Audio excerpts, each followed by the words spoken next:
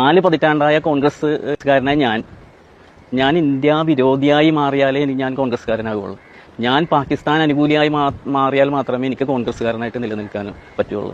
ഞാൻ പാകിസ്ഥാന് അനുകൂലമായ നിലപാടെടുത്താൽ മാത്രമേ, ഇന്ത്യ വിരുദ്ധ നിലപാടെടുത്താൽ മാത്രമേ എനിക്ക് കോൺഗ്രസ്സിൽ പ്രവർത്തിക്കാൻ പറ്റുമുള്ളൂ എന്നുള്ള ഒരു യാഥാർത്ഥ്യത്തിലേക്ക് സത്യം ഞാൻ മനസ്സിലാക്കുകയാണ്. ഏകദേശം 4 പതിറ്റാണ്ടത്തെ കോൺഗ്രസ് ബന്ധം അത് ഉപേക്ഷിച്ചത് എന്തിന് എന്നുള്ളത് ആദ്യത്തെ ചോദ്യം. അങ്ങ് ബിജെപിയിൽ ചേർന്നത് എന്തുകൊണ്ട്? ബിജെപി എന്തെങ്കിലും വാഗ്ദാനങ്ങൾ മുന്നോട്ട് വെച്ചു?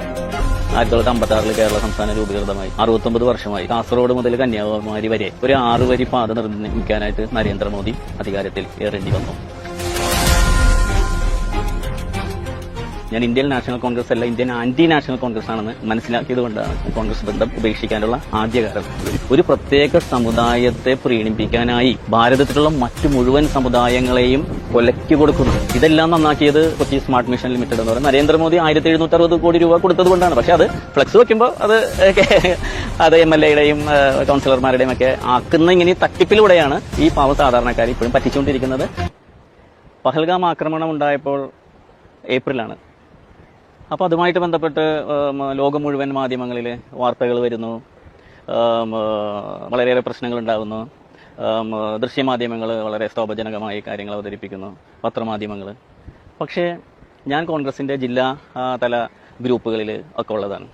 വാട്സ്ആപ്പ് ഗ്രൂപ്പുകളിൽ ഹൈബിക്കൊപ്പം, ഹൈബിയുടെനൊപ്പം എന്നൊക്കെ പറഞ്ഞ ഗ്രൂപ്പുകൾ, DCC എറണാകുളം ജില്ലാ കോൺഗ്രസ് കമ്മിറ്റിയുടെ ഗ്രൂപ്പുകളിൽ, കൊച്ചിയിലെ ഗ്രൂപ്പുകൾ, അങ്ങനെ സമസ്ത കോൺഗ്രസ് ഗ്രൂപ്പുകളിൽ ഞാനുണ്ട്.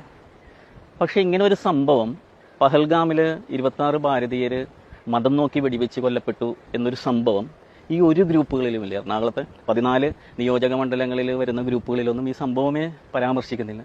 നക്ഷ് എന്ന് പറഞ്ഞ ഒരു 10 വയസ്സുള്ളൊരു കുട്ടി, ഈ കുട്ടിയുടെ പിതാവിനെ, ശൈലേഷ് എന്നാണ് തോന്നുന്നു, വെടിവെച്ച് കൊന്നതുമായിട്ട് ബന്ധപ്പെട്ട് ലോകത്തുള്ള എല്ലാ മീഡിയാസും ആ കുരുന്ന പയ്യൻ്റെ, നിഷ്കളങ്കമായ പയ്യൻ്റെ ഒരു ഇൻ്റർവ്യൂവിൽ ചോദിക്കുന്നുണ്ട്.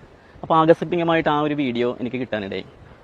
ഞാൻ ഈ വീഡിയോ എല്ലാ ഗ്രൂപ്പുകളിലേക്കും ഇട്ടു, കോൺഗ്രസിൻ്റെ ഗ്രൂപ്പുകളിലേക്ക് ഇട്ട് കഴിഞ്ഞപ്പോൾ പിന്നീട് എനിക്ക് വരുന്നത് കോൺഗ്രസിൻ്റെ മുസ്ലിം നേതാക്കളിൽ നിന്ന്, വെൽഫെയർ പാർട്ടിയുടെ, UDF-ൻ്റെ ഗ്രൂപ്പുകളിലുമൊക്കെ ഞാനുള്ളതുകൊണ്ട് എല്ലായിടത്തേക്കും ഇട്ടു. വെൽഫെയർ പാർട്ടിയുടെ നേതാക്കന്മാർ, മുസ്ലിം ലീഗിൻ്റെ നേതാക്കന്മാർ, ഇവരൊക്കെ വിളിച്ചിട്ട് എന്നോട് പറയുകയാണ് ഈ വീഡിയോ നീക്കം ചെയ്യണമെന്ന്.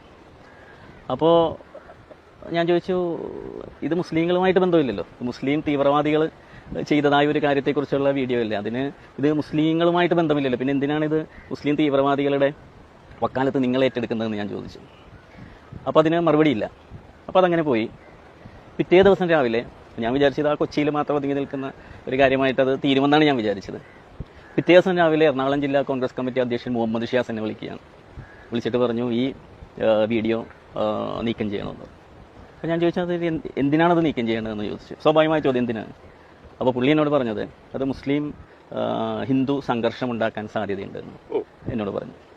ഞാൻ തിരിച്ചു ചോദിച്ചു, മണിപ്പൂർ വിഷയമുണ്ടായി. അപ്പോൾ ഞാൻ KPCC വിചാർ വിഭാഗിൻ്റെ കൊച്ചി നിയോജക മണ്ഡലം പ്രസിഡന്റ് ആയതുകൊണ്ട് ഞാൻ മാസത്തിലൊരിക്കലും ആനുകാലിക വിഷയവുമായിട്ട് ബന്ധപ്പെട്ട് പബ്ലിക് മീറ്റിങ്ങുകൾ ഞാൻ നടത്താറുണ്ട്.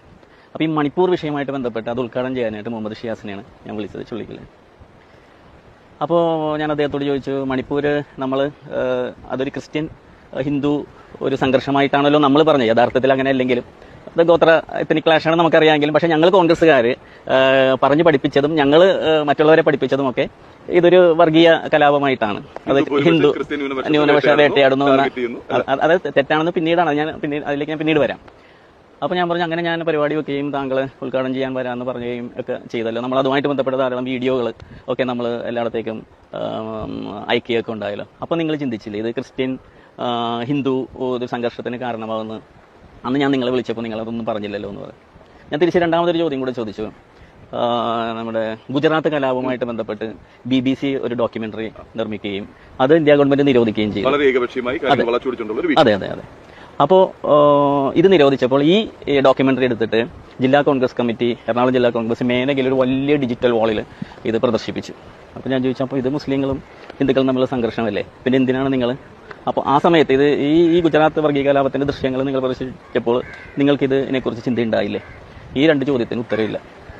അതങ്ങനെ കഴിഞ്ഞു. പിന്നീട് തിരിച്ച് നമ്മൾ പാകിസ്ഥാൻ ഭീകരകേന്ദ്രങ്ങൾ ആക്രമിക്കുന്നു, അവർ തിരിച്ച് നമ്മൾ ആക്രമിക്കുന്നു. അവസാനം നമ്മൾ എല്ലാ അവരെയും നശിപ്പിച്ച് തരിപ്പണമാക്കി നമ്മൾ ജയിക്കുന്നു. ഇന്ത്യ പാകിസ്ഥാൻ യുദ്ധത്തിൽ ഇന്ത്യ ജയിക്കുന്നു.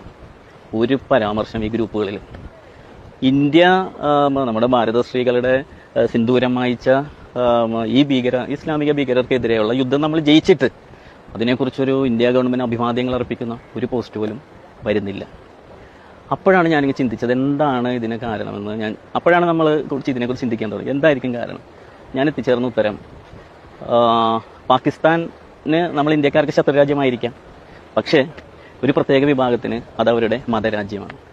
അപ്പോൾ അവരുടെ മതരാജ്യത്തിന് എന്തെങ്കിലും ഹാനികരമായിട്ടുള്ള വിഷയങ്ങൾ ഉണ്ടാകുമ്പോൾ ഈ പ്രത്യേക വിഭാഗത്തിന് അത് അവരുടെ വികാരം വ്രണപ്പെടും.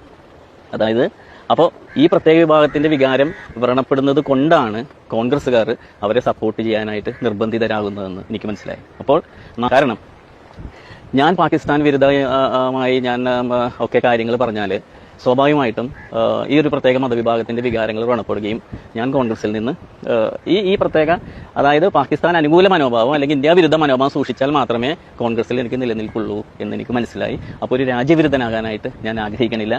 ഞാൻ ഇന്ത്യൻ നാഷണൽ കോൺഗ്രസ് അല്ല, ഇന്ത്യൻ ആന്റി നാഷണൽ കോൺഗ്രസ് ആണെന്ന് മനസ്സിലാക്കിയത് കൊണ്ടാണ് ഞാൻ ഈ 4 പതിറ്റാണ്ടത്തെ കോൺഗ്രസ് ബന്ധം ഉപേക്ഷിക്കാനുള്ള ആദ്യ കാരണം.